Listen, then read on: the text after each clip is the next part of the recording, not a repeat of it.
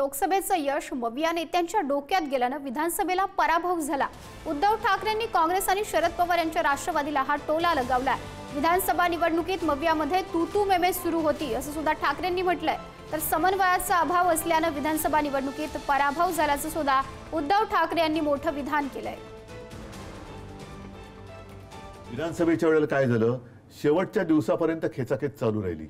हा मतदारसंघ तुला, हा मतदारसंघ मला, हा तुला, हा मला, हा तुला, हे तू मैमे हे शेवटच्या क्षणापर्यंत झालं।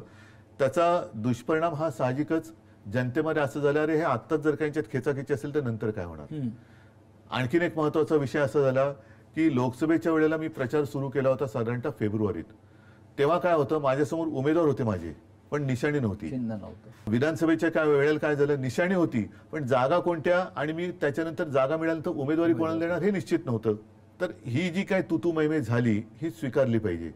आपल्याकडनं झालेली मोठी चूक होती आणि ती जर का चूक परत करायची असेल तर मग त्या गोष्टीला एकत्र येण्याला काही अर्थ राहत नाही। सगळ्यांच्या डोक्यात ते हवा गेली होती, ते उद्धवजींनी मान्य केलं, मी पण मान्य करतो। आम्ही बैठकामध्ये जो वेळ घालवला त्यावेळेस लोकसभेची निवडणूक जिंकल्यानंतर असं वाटतं की अनेकांना वाटलं की आता मीच मुख्यमंत्री होणार आहे। अनेकांना वाटलं त्यात म्हणजे पहिले सत्ता आणण्यासाठी प्रयत्न करायला पाहिजे, तर पहिले पदावर खुर्ची ठेवून प्रयत्न करत होते। हे पण नुकसानीचंच कारण आहे।